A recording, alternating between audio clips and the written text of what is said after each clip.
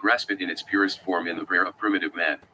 In the popular religions of highly developed civilized peoples it lives with native energy and simplicity, but strongly repressed by ritual prayer and the fixed forms of exorcism and the magic spell. Moreover, not few hymns, as for example, of the Rigveda and poetic prayers as in Homer, and the Greek tragedians, in their charming simplicity and in the vigor of their language are seen to be an echo of genuine prayer. The stocks which we classify together by the now generally adopted but not very exact terms primitive, nature peoples, savages, non-civilized peoples, are in their cultural life as little as possible really primitives and nature peoples. Rather do they reveal an entire gradation of stages, strata, and spheres of civilization.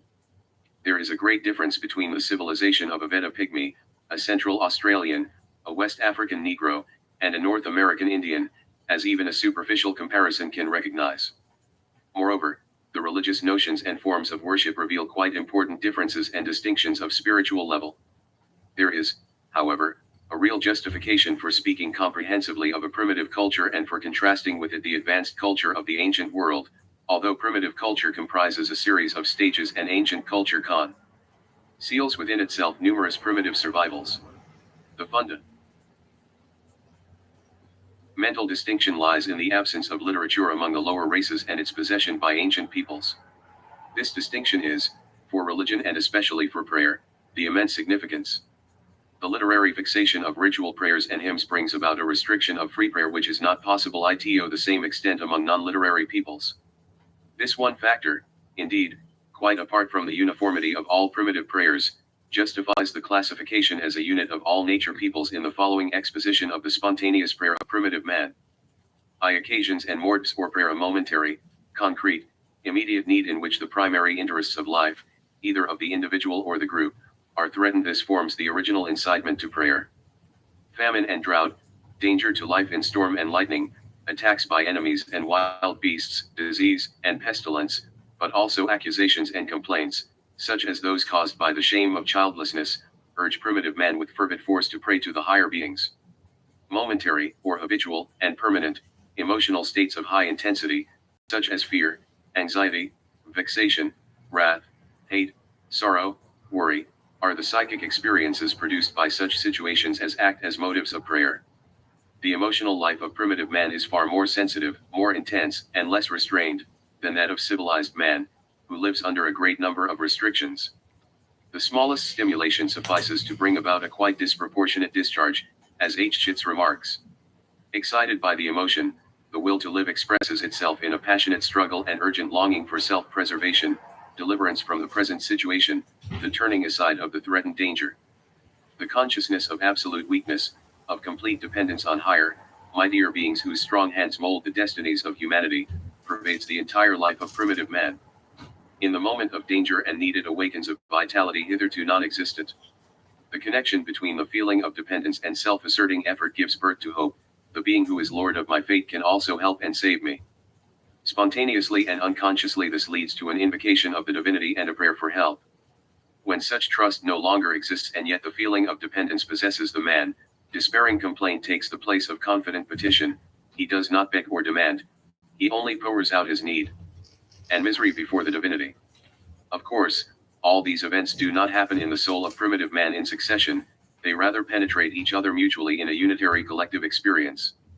Yet it is also possible that fear and hope alternate for a long time until at length trust becomes so strong that words of petition are wrung from the lips of the distressed individual. Fear, therefore, may be described as the impelling, and hope as the releasing motive of prayer. Faith in the existence of supernatural, anthropomorphic beings must be already provided, before man, not without profound emotional disturbance, enters into relation with those beings by invoking them in prayer. Or to use religious language, God must have revealed himself to man before man, on his side, comes to him. God himself must open up intercourse with humanity. It is not possible that, as Schopenhauer and Feuerbach thought, faith in God arose mean as the projection of a wish, or that, as the ancient poet believed, fear alone created the gods. Von Hartmann had already correctly recognized that the psychic events in which fear, hope, and the longing for blessedness are bound up, may be described as a theogonic process only in the sense that he makes already existing objects of consciousness into objects of religious relation, that is, into gods. The recognition of objects must precede the entering into a religious relation with them if the religious relation is to attain absolute assurance, and to stand on the ground of real truth. Man must therefore already possess an idea of God. The feeling of weakness and dependence awakened in distress can only raise this idea to a firm conviction, it cannot evoke it out of nothing. Men take over faith in God from the community in which they were born, but how it first arose cannot here be discussed. Doubtless it flowed from a whole series of psychological sources. Necessity teaches man to pray. But if once through necessity the intercourse with higher beings is opened up and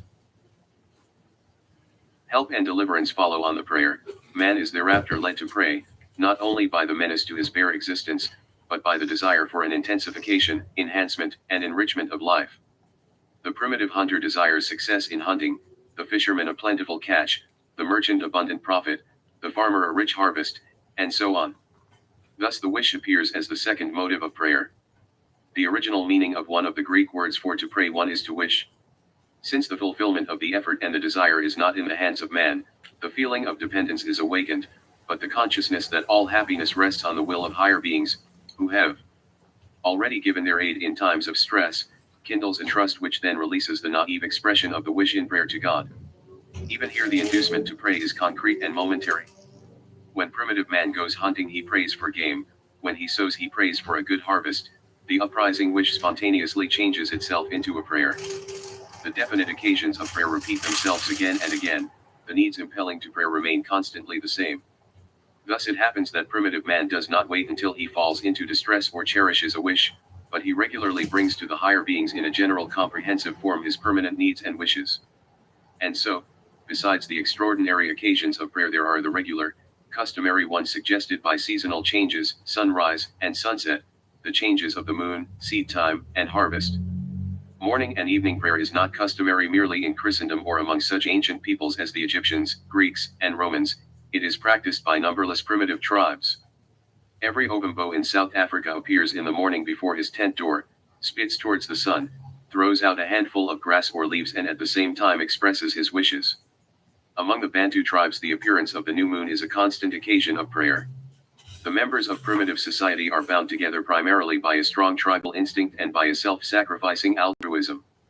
Social sympathy is expressed not only in prayer when there is a common need, but also in the mutual interwanihioa. Cesare prayers of the members of a social circle, especially the family, as also of the clan and the tribe. The individual suffers in the distress and need of the man socially bound to him as if it were his own, and out of this altruistic feeling he prays to the powers above for the other's happiness and fair. Nay, even beyond the limits of the tribe does this social feeling extend. We read occasionally of heartfelt prayers which members of primitive peoples offer to their gods for Europeans, alien in race and blood, who have won their confidence and goodwill. The intercessory prayer of an African chief runs thus: I and the white man are as near each other yen as if we were of the same mother. Primitive man is indeed a naive eudaemonist, but so far as he has not under various influences lost his primitive quality, he is no rude antisocial egoist, as so many anthropologists describe him. We must therefore include altruistic sympathy among the motives of primitive prayer. It is often asserted that less civilized tribes know neither gratitude nor giving of thanks, and that consequently a prayer of thanksgiving is not possible in their religious life. We are referred to primitive languages which had no word meaning to thank, and it is recalled that in the rich verbal treasury of the Rigveda the same defect is found. It cannot, indeed, be denied that, as Schütz observes, the giving of thanks as an express form of intercourse is not a universal trait of humanity, although among many primitive peoples it is one of their social customs. Wherever a primitive communism rules there exists but little occasion for testifying gratitude. Yet it is indisputable that the feeling of gratitude belongs to the primary social impulses which are peculiar to man as a social being, and that this feeling is expressed in gesture, countenance, and speech. Many tribes, like the Dajak, are credited by investigators with a great feeling of gratitude. Others, as for example, the West African tribes, practice the giving of thanks even to excess. It is clear from many records that the emotion of joyful gratitude is among the motives of prayer. It is true that the joy seldom passes over directly into a prayer of thanksgiving. As a rule, petition precedes thanksgiving, the thankful mood follows upon the desired deliverance from some need, or the prayed for fulfillment of a positive wish. The feeling of joy is bound up with the consciousness of dependence. It is not to himself or to other men, but to the supernatural being to whom he had first offered sacrifices and prayers, that man gives thanks for the preservation of his life. The blessings of food and property. An African pygmy who was successful in his search for food, prayed, "O Waka, thou hast given me this buffalo, this honey, this wine." Here also, as in petitionary prayer, the occasion is momentary and concrete. But as with petitionary prayers, so it is the regular occasions that have called forth thanksgiving. Primitive man was originally a hunter and gatherer of plants. In his search for food he had to trust his fortunate finds. The consciousness of being wholly dependent on higher powers with regard to the satisfaction of the need for food is expressed most deeply by giving thanks for food and drink. The regular recurrence of the occasion gave rise to the custom of grace before meat, which became habitual among various primitive tribes. Batchelor says that he was greatly surprised when he saw many Ainu, the original inhabitants of Japan, give thanks before eating. Moreover, he never met an Ainu who did not salute his god before drinking wine and who did not thank him for his kindness. This pious custom of a blessing at table is therefore a primitive usage which persisted in Greece and Rome, in Israel, and Mazdaism, and as time went on was deepened and intensified by religion. And a special occasion for the prayer of thanksgiving was harvest time. In China, where the forms of primitive religion have been preserved with great fidelity down to historical times, thanksgivings were always offered after the harvest. The harvest thanksgiving today still has a place in Christian churches. Certainly in many cases the pure feeling of tannin in returning thanks is mingled with a simple-minded eudaimonistic desire to ensure the future favor of the God by expression of thanks. Yet it would be unjustifiable on that account to consider the prayer of thanks as nothing more than an expedient born of a calculating egoism and recital with a view to new proofs of divine favor. Only when sacrifice rules the religious life and becomes a formal commerce with supernatural powers does thanksgiving fall into the background. Man believes that on the ground of his sacrificial offerings he has obliged the God to fulfill his wishes, so that he does not need to be further grateful to him. This might explain why in the great ancient religions, which were certainly sacrificial religions, we meet with the prayer of thanksgiving much less frequently than among primitive tribes. In petition and thanksgiving man's most personal interests drive him to God, but already in the prayer of primitive man there is a hint at that form of prayer which reaches its highest perfection in mysticism, the self-forgetting adoration which has lost itself in God. Awe in the presence of the holy stands beside need and gratitude as another motive of prayer. The holy is at once awesome and fascinating, and it is from that specifically religious feeling or primeval emotion of anxious dread and enraptured fascination that the mysterious, wonderful power, the magic force, mana, and tabu, is born. Which is one of the most important roots of belief in God. It is an undifferentiated emotion which includes fear and hope, anxiety and trust, dread and bliss, trembling and surprise. The English language has for this experience a fairly appropriate term in the word awe.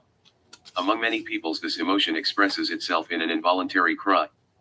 The names of the power, mana, tabu, wakanda, manitou, and so forth, originally go back to the spontaneous cry which bursts forth from the religious emotion. They do not, however, indicate any address in prayer, because the object presupposed in the emotion, the holy, does not possess the features of a human personality. But wherever the notion of the power is bound up with the personifying animistic set of ideas, when belief in mana goes hand in hand with belief in spirits, the direct address in prayer may issue out of reverential dread. Whenever primitive man passes by an object in which dwells a mighty spiritual being, a divinity, he manifests his reverence by a few words of greeting and veneration and lays down an offering, even though only a symbol. No Herero passes by the sacred tree without at least laying a stone at its foot, with the words, "Hail, Father." The mystic is absorbed in a non-sensuous, spiritual world. The contemplation of primitive man is fastened on a sensuous object. But if we could hear the secret utterances of these now worshippers, we should discover the same blissful yet dread experience of the holy, the highest good in which the mystic soul is entranced. Moreover, that other form of mystical prayer, ecstatic praise, seems to be already existent in primitive religion, at least in germ. Ecstasy as an experience of physiologically abnormal individuals as well as a mass epidemic, is not a rarity in the primitive or ancient world. Mysticism has elevated it from being a mere physical intoxication, induced by a variety of narcotics, to become the sublimest spiritual experience, that of the identity of the pure, world-renouncing ego with the infinite and the eternal. But the religious interpretation is the same in the one as in the other. Ecstasy means a passing out from the ordinary physical life, a being obsessed and engulfed by the superhuman and the divine. Therefore the loud cries by which the ecstatic state is revealed may be cries and prayers of praise to the divinity. It appears that the brief, concluding cries of ancient hymns were originally ecstatic shouts of joy, the triumph of Roman prayers, the hail of old Mexican hymns, the refrain of the ancient Greek songs of Dionysus. Point 2. Thus we may also count amongst the motives of prayer ecstatic enthusiasm, although naturally rapturous inspiration and reverential awe are less frequently motives of prayer than need and gratitude. Form or prayer, the rudiments of a prehistoric form of invocation which seem to go back to a time in which the human language was as yet undeveloped, are the purely natural sounds of clicking the tongue, whistling and roaring which have been preserved in many ancient cults and primitive customs of prayer. Among the African Tula people, he who prays begins with a long, drawn-out whistle that the god may pay attention, and after each sentence the whistle is repeated in order that he may not fall asleep again. Even the wordless and formless cry to the Tuat Brad divinity, which doubtless exhibits a primitive kind of prayer, is still today found among primitive peoples. The Yu of West Africa, when an epidemic breaks out, utter no prayer, but raise a loud lament, beseeching the spirits to save them. The prayer welling up from deep emotions and desires is a free outpouring of the heart, a direct expression of psychic stimulation. The language of prayer is therefore wholly free, informal, unpremeditated, impromptu. He who prays does not borrow his words from others, they come naturally to him, he speaks from his heart, in his own impulsive words, corresponding entirely to the momentary situation and the particular circumstances. Marcus Aurelius, referring to the prayer of the ancient Athenians, strikingly describes it as a simple and free prayer.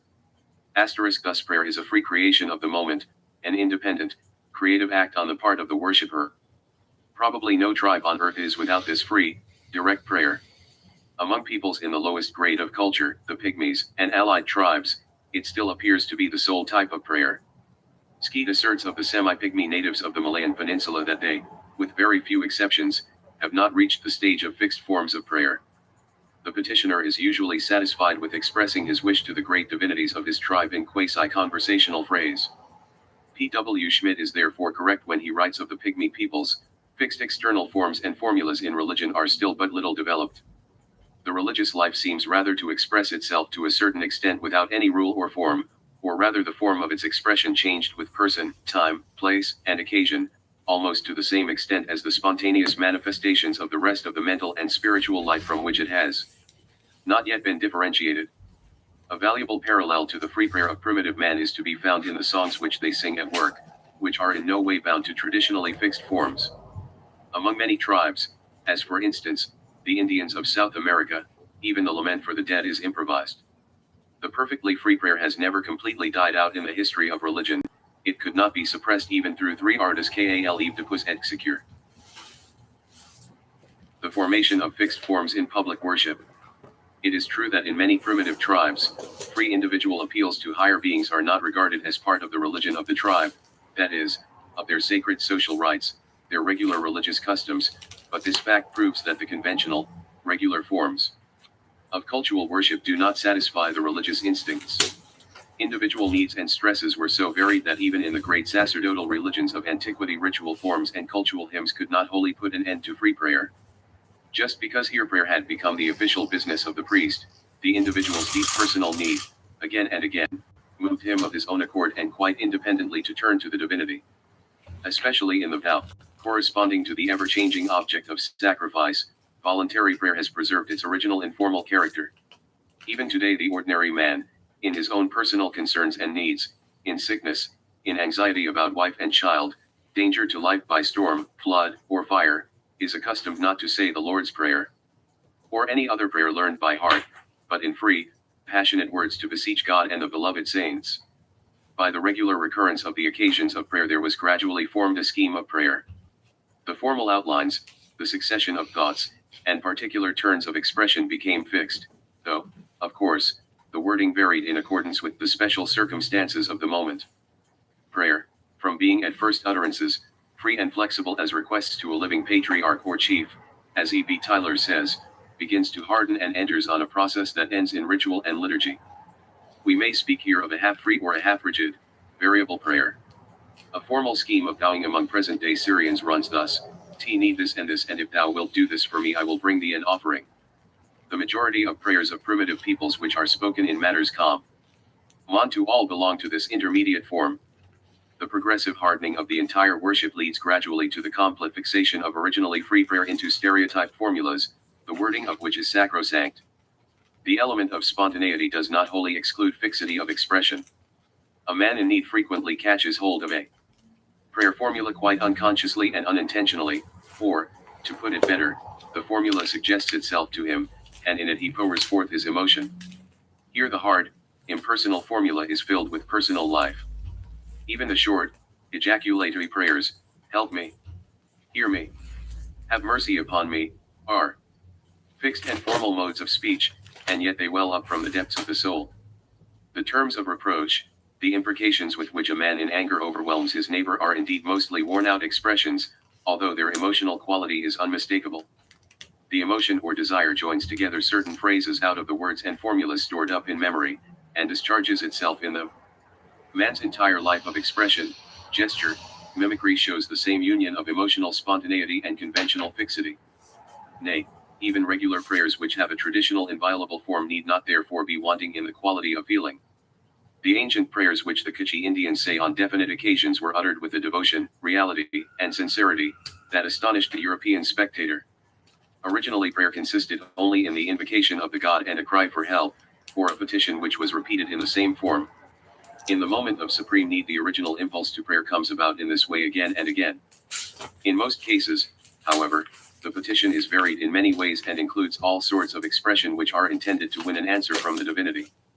Thus by repetition there grows out of a short appeal in prayer an extensive talk in prayer, which sometimes means a wearisome verbosity. The few thoughts which could be expressed in 2 or 3 sentences are again and again repeated with small formal variations. The prayer which an Indian chief offered as he was about to begin a journey by sea lasted, as the observer calculated, from 5 to 10 minutes. The Baranga have even a word, Ukujla, for a long, drawn-out prayer in which the speaker repeats the same thing over and over again. As primitive prayer is the genuine reflection of social fellowship, frequent repetition in prayer exactly corresponds to its customs in daily life.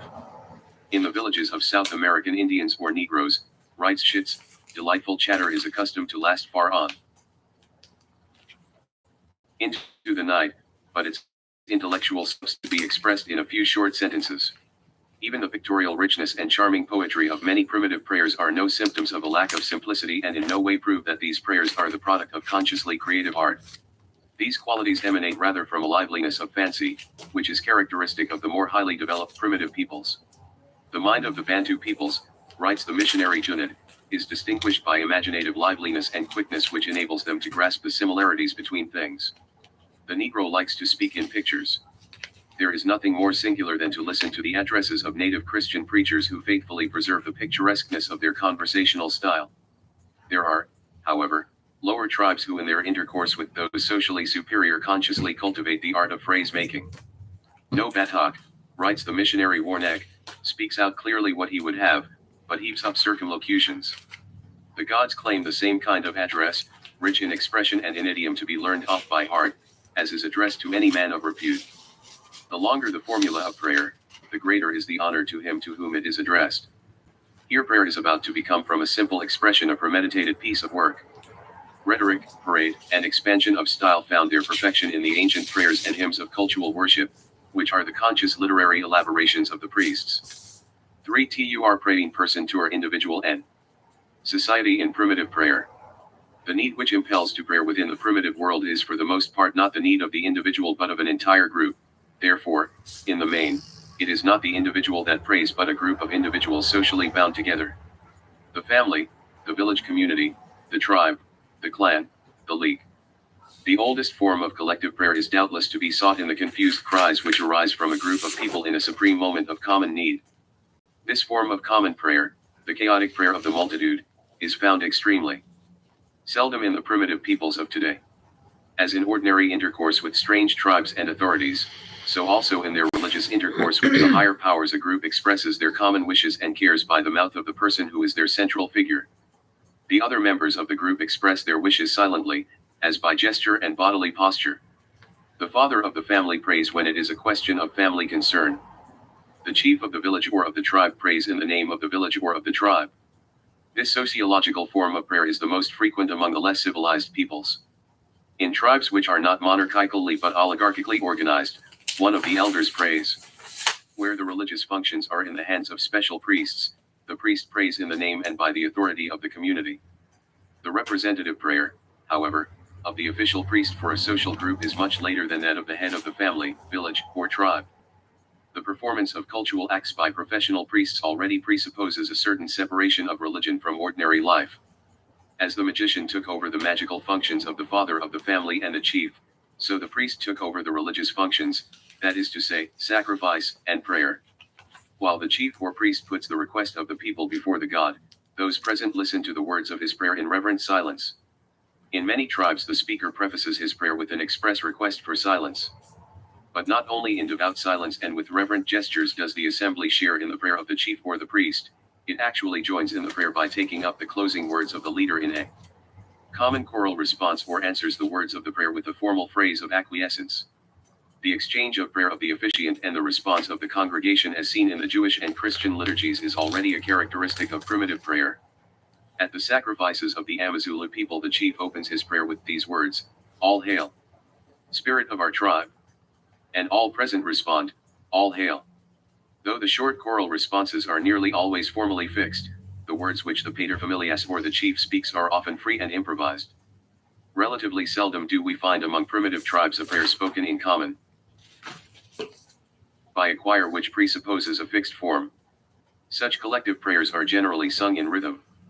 It is possible that the song to which primitive man ascribed weird and secret powers was from magical motives made use of in prayer. Individual prayer which a single person utters in his need, though subordinate in primitive tribes to collective prayer, is almost nowhere wanting. He who is overtaken by a thunderstorm, or is in danger of his life, or is charged with a crime, or is stricken with disease, sends up passionate cries to Dada Did. Viniti. As the individual in need and anxiety prays in his own interest, so also he gives thanks for the happiness vouchsafed him, for deliverance from danger, for the acquisition of food and success in business. Individualism in prayer among the North American Indian tribes even goes so far that the worshipper withdraws into solitude in order to pray. Thus the Osage Indian goes away from his camp or his companions when he offers his morning prayer. In ancient religions in which the priest or state official prays about matters of common concern, the prayer of the individual about personal affairs is more prominent than among primitive peoples. The typical form of collective primitive prayer, that is, the prayer meeting in which the chief leads and the congregation responds, almost completely disappears among ancient civilized people. The authorized individuals appear not only as representative offerers of prayer by the authority of the group, but also by the special direction of an individual in his personal concerns. Thus among African tribes, the chief prays in the name of a sick person for his recovery. But it is especially the sacrificing priest who is commissioned to pray in personal matters. He is in constant communion with the divinity whose loyal servant he is, and because he is closer to him than the layman he can much better than the latter influence him and gain the accomplishment of the prayer. As in common prayer, so here the petitioner and offerer of sacrifice is accustomed to be present at the ceremonial act of the priest, which consists of prayer and sacrifice. Among the primitive peoples of today, who for the most part have only magicians and fortune tellers, but no professional sacrificing priests, this form of individual prayer is unusual. It is found chiefly among the Ute tribes of West Africa. In the ancient as in the modern Brahmanic religion, individual prayers are addressed to God through the mediation of the Brahmans. In the popular religion of all centuries, the priest is regarded as the one qualified to pray. He is in continuous, immediate contact with the God, therefore his prayer possesses an incomparably greater power than that of other men. The sacrificial act performed by him is much more efficacious than the offering which the individual presents. An intermediate form between the prayer of the individual and that of an assembly consists in this, that on a common occasion of worship the individuals utter a prayer one after the other. Thus in a ceremonial beer drinking of the Kikuyu, one rises up after the other, whilst the rest make responses. The problem now arises, which form of prayer, the individual or the social, came first? The nature peoples of today mostly exhibit both forms beside each other. Common prayer always shows a tendency to take on a fixed and formal outline, but individual prayer, on the contrary, retains in the main its original freedom and elasticity. The question of priority, like that of origin, cannot be answered with certainty. Still, it is probable that the prayer of individuals in personal need is older than the perfectly formless and unregulated prayer of a group. Moreover, the formless prayer of a group goes back in the long run to a praying individual, for indeed it has always been an individual who first uttered a cry which the entire group then quite spontaneously took up, and which it repeated or even varied in chaotic confusion. These prayers and responses spoken in common, once the free cries of the multitude, survive in standardized and fixed forms. For Tuesday content or prayer, the most prominent characteristic of primitive prayer is its ingenuousness. Everything that stirs in the soul of him who prays, anxiety, urgency, desire, trust, vexation, depression, is expressed freely. L. Howe in his Psychology of the Peasant says, artlessness is the unembarrassed revelation of the soul's psychic content, whether it be good or bad. It is well expressed in the biblical saying, out of the abundance of the heart the mouth speaks. Artlessness is the agreement of a man's speech and actions with his thought. It is simplicity in the original meaning of the word, concord between a man's inner and outer life. The praying of primitive man is a real pouring out of the heart before God, as the Old Testament metaphor, with fine psychological insight, phrases it. Invocation. Every prayer opens with an invocation to the divine being. The personal name of the God is used, or the descriptive title of that group of gods whose attributes he possesses. The attention of the God is thus called to the presence of the worshipper, or the God is summoned from a distance to hear him. Sometimes a loud cry precedes the God's name, or to it is added some such word as hear. This word is the standing introduction of the prayers in Homer. Hear me, hear us, hear our voice, hear my supplication. All these primitive prayer formulas are familiar to us in the language of the psalmists. Sometimes the worshipper is so ceremonious that he formally apologizes, and begs only for a moment's attention. Let one word only be heard, only one word, if thou wilt really give heed, is a formula among the Kora Indians. A word is frequently added to the God's name claiming a social relation to the supernatural beings, such as Father, Mother, Lord, Chief, and this word sometimes actually takes the place of the divinity's name, or several such modes of address are strung together. The Kutchi Indian prays, O God, thou my Lord, thou my Father, thou my Mother, thou Lord of the mountains and the valleys. The address frequently contains a reference to the dwelling place of the God. Forms like these are found among the most primitive peoples. O thou great Spirit up yonder. O God who art above. O Lord on high. O God who dwellest in the highest heaven. Thus even from the lips of primitive worshippers there sounds the Christian who art in heaven. Sometimes we find the feeling expressed that the tribe and its gods belong to one another. The Ovambo in prayer call the divinity Arkalunga, that is, our Creator. The West Africans apostrophize God thus, God of our country, God of our fathers, reminding us of Israel's invocation, Yahv, thou God of Israel, thou God of our fathers. Complaint and question. Some primitive prayers contain no petition in the strict sense, but consist of a passionate complaint addressed to the divinity. Of a solemn protest, of an indignant, reproachful question, O Kerekezang.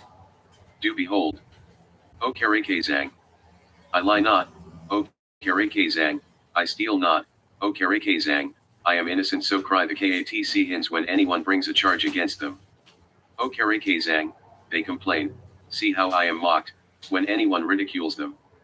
Sui Gotsi, thou alone knowest that I am free from guilt. So runs the Khoikhoi formula protesting innocence. If they are in anxiety, they ask for a sigh, Sui Gotsi, what have I done that I am so severely punished? If it thunders, the Amazula call anxiously, O Lord, what have we destroyed? What sin have we committed? We have committed no sin. If a Baranga has learned by divination that the spirits of his private shrine have caused him to fall sick, he approaches the altar and asks with a sigh, Ba and Goni, why are ye angry with me? The mysteries of a Theodicy such as baffled Theonis, the Oedipus of Sophocles, and Job, the terrible problems of suffering and of unanswered prayer and the enigma of death tortured the hearts of men even in primitive times. Petition. The heart of all prayer is petition, from which indeed it takes its name. The aim of all petition is the asserting, strengthening, or enhancement of one's own desire for a natural and healthy life and the satisfaction of one's deepest needs. It is partly negative when it aims at deliverance from an evil or at protection against danger. It is partly positive when it has in view the granting of possessions and advantages. Primitive man prays almost exclusively for things which are useful or contribute to personal happiness. Even when he prays for things of aesthetical or social value, as he some 4 cf. The German bitten to pray, and bidden to ask. Times does, there will be found in his prayer a touch of selfish hedonism. To be sure, he knows what ethical values mean and his experience of them is indeed religious, for the sovereign validity of the ethical demands is for him an expression of the will of the supreme God. According to the belief of countless primitive types, the Father and Creator of all things enjoined on man a number of moral commandments. As Sederblom says, with due precaution against a very great anachronism, one might here speak of a certain system of morals in the primitive world. But in spite of his belief in the divineness of the moral law, primitive man hardly ever makes morality for its own sake the subject of a prayer. He sees morality only from the standpoint of a social or divine obligation. His personal experience of it as such is not intense enough to kindle his emotion and desire and to form a motive of prayer. If the occasion for the prayer is specific, his prayer is specific and is concerned solely with the need of the moment. If the occasion is stated and regular, the petition is formulated in general terms. In that case, he expresses not only one wish but in a general way all the wishes of his daily life. First among the subjects of primitive prayer are life and health. When an Indian is in danger of his life, he supplicates his God, "Be peaceful and do not injure me." When the Melanesians are in a storm at sea, they pray to their ancestral spirits, "Save us in the deep, save us from the storm, bring us to land. O thou, dear divinity, I am sick and my body is weak, please help me soon." Praise the Ainu. The primitive man prays not only in such moments for life and health, but in all possible circumstances, "Give me strength and life, Waka." African Pygmies. I ask thee to give me long life. Sioux Indians. We ask for life. Marshall Islanders. May the muscles of my arms and legs be strong, you. The you even express in prayer the paradoxical wish that alcohol may have no injurious effects on them, Mausagpal. Grant that brandy does not make me drunk. Savage man knows the dangers and difficulties of a journey by land or water, therefore he prays for divine protection beforehand. O Oki, who dwellest in this place, I offer to thee tobacco. Help us, save us from shipwreck, defend us against our enemies, grant us good trade and bring us back home again in happiness. So runs the prayer of the Huron Indians for travelers. Protection of life, acquisition of food and drink, the growth and preservation of crops, increase of flocks and herds, large families, occupy a prominent place in primitive prayer. Oken. Oken. Are we not thy children? Seest thou not our hunger? Give us food. So pray the Bushman. The you who goes to hunt at the full moon prays, "O full moon, grant that I may find game to kill in this bush." The Hottentots airy, "Let me find honey and roots." In tropical count. Tries water is often more difficult to find than food. The you tormented by thirst pray, "The heart of thy children has become hot. They are thirsty and must die. Therefore have we come to ask thee to grant us a little coolness, a coolness even to the throat." The Wanyika people in the tilling of the fields cry to their supreme deity and to their ancestors, "O Mulung, I pray to thee. I cultivate this field. I do this that I may obtain food, so as to keep in good health. O ye ancestors, I till this field. May the corn spring up richly in this field." As material civilization advances, growing needs are taken up into prayer. The you pray to a river spirit, "Give us clothes to put on and give us cowrie shells." The Duula prays, "Forget not, O God, to give me a European lamp and oil as well. Protection of property against thieves, help against attacks of enemies, wisdom to interpret rightly oracles and dreams, success in acts of magic." The naivete of primitive prayer is shown in the quite undisguised egoism which comes to light. One does not shrink from calling down upon other people the calamity which one seeks to escape by the help of the gods. Since praying is the spontaneous expression of a wish, therefore, such wishes as are branded as non-moral and irreligious by a purer piety are the subject of petition. And you praise to a spirit, "Him who has taken from me what has been lost, I give over with all that belongs to him into thy hands. Punish him for me." Among the most heartfelt prayers of the primitive world is the following which the chief of the Khans offers in a time of great drought, Bamba. Kiera. Thou hast refused us rain, send us rain that we die not. Save us from starvation. Thou art indeed our Father, we are thy children, and thou hast created us, wherefore is it thy will that we die? Give us maize, bananas, and beans. Thou hast given us legs for running, arms for working, and children also, give us rain as well that we may reap the harvest. It is a symptom of naivete when the primitive suppliant in unembarrassed importunity heaps up his petition upon petition. The Kikuyu pray, "May the clouds give much rain. May our wives be fruitful. May no disease touch our children. May our herds grow fat and multiply, and may our goods be plentiful." The same naivete is seen in the undisguised egoism of some prayers. For example, the shipmasters on Lake Tanganyika pray to the spirit of the lake while they offer pearls, "Thou exalted spirit, thou great ruler, thou takest away all men, thou killest all men, only let us alone." While purely material things are the principal subjects of the primitive man's prayer, still there are rare examples of prayer for higher things, blessings of the intellectual, moral, and social order. For example, the Toba Bataks have such a highly developed feeling of the worth of personality that they pray that others may hold them in high esteem. "Sanctify and magnify us so that our repute may be that of those who are reputable, that our happiness may be that of the happy." The You pray for family peace and harmony, "May the calabash agree with the pot," that is, may husband and wife live together in peace. "Give us peace with our neighbors," pray the Rwanda people to their ancestors. After a death in the family, the oldest brother among the Baronas asks the gods to bless the family and to remove from it evil feelings and quarreling. At a higher stage of primitive prayer, we find that the subject of the prayer is sometimes quite generalized. Here we have the germ of a more philosophical ideal of prayer: "Give us what is good and watch over us. Bless us graciously. Look on me and be always with me that I may live happily." These are specimens of the prayers of the Ainu and Amazulu people. The Khans of Orissa pray, "We know not what is good or for what we ought to pray. Thou knowest. Give it to us." Even the yearning for communion with the divine being is not wholly unknown amongst advanced nature peoples. Thus a new priest prays, "Let me abide with thee, and do thou abide with me." In the great religions of antiquity, the primitive materialism of prayer continues with undiminished force, above all in popular religion, but also in the cultus which is in the hands of the priests or of state officials. Most of the poetry of their hymns is, however, an exception. Chinese prayers for rain and a good harvest, for riches, and a long life, do not differ from primitive prayers. The Babylonian and Assyrian kings do, to be sure, sometimes pray for higher things, such as the fear of God and a righteous government. But what they especially implore their gods to grant are always earthly blessings: long life, numerous offspring, health, fullness of life, subjection of enemies, and conquest of an enemy's country. In the popular religion of early Israel, people prayed for the preservation of life, children, help against oppressors, deliverance from plagues, destruction of enemies, signs, and wonders. Nor was it otherwise in ancient India. How primitive sounds the following prayer from the Samaveda: "Indra, that hurlest lightning, bring to us all good things with both hands. Pour upon me great riches, possession of cattle, for thou art great." But even in the Rig Veda we find all the primitive materialistic prayers for long life and well-being: strong sons, food, wealth, plenty of cattle and horses, protection against enemies and victory over them. Seldom is prayer offered for such things as right thinking or that one may not do what the gods punish.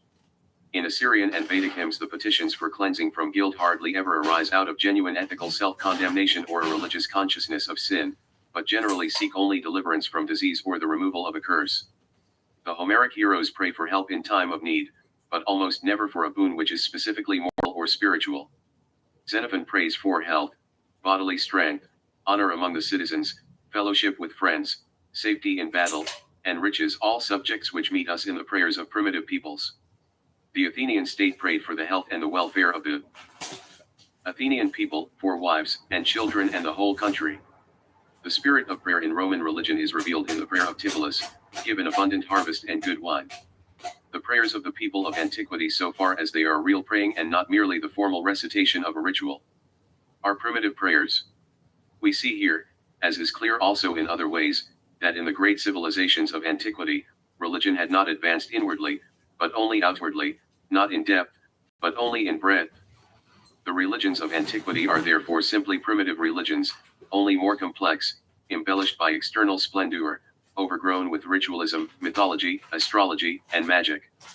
It is true that the religion of ancient Greece at the zenith of its civilization occupied, as will be shown later, a place by itself among ancient religions.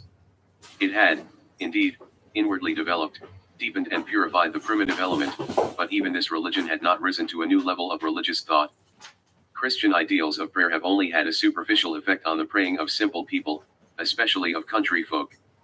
The spontaneous prayers of the early Christians to the martyrs move along the same lines as ancient prayer in general. Feelings of veneration, of adoration, nay, even of gratitude, are but rarely expressed. It is essentially a petitionary prayer, prayer for life and happiness.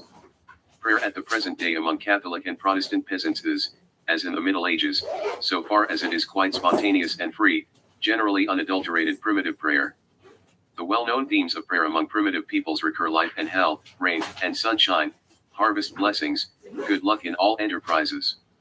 Intercessory prayer, springing from social feelings, finds a larger place in primitive devotion than we might expect. It is primarily concerned with the members of one's own family. The father of the family prays for wife and child on special occasions as well as in his regular devotions.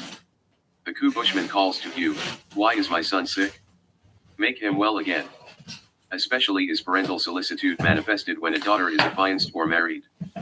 Among the Ainu, the father of the bride on the occasion of the engagement offers a prayer to his fire divinity for his daughter and son-in-law. "We have, here and now, agreed to join in marriage our son and our daughter. Therefore, O goddess of fire, hear thou and be a witness thereof. Guard this pair from disease and watch over them that they may grow to old age." The prayer of uncivilized tribes for a European foreigner who knows how to win their confidence is not infrequent. H. M. Stanley tells how his guides, subjects of King Komad of Waganda, threw pearls into the lake and prayed, "Be gracious to the white man, Oni and Sa, I beseech thee. Give him a safe and happy voyage across the wide waters." Intercession for persons with whom one was connected closely during life reaches beyond death. Where there exists the idea of a place of happiness in the world beyond the dead are prayed for. This is, however, true only of some primitive peoples. Among others, the life after death is conceived as a sojourn in the ancestral grave, or as reincarnation. Among the Yuwalai people of Australia, when an initiate into the tribal mysteries dies, the Supreme Father Bayami is besought to grant the dead man an entrance into heaven since he has observed the laws of the Bora ritual.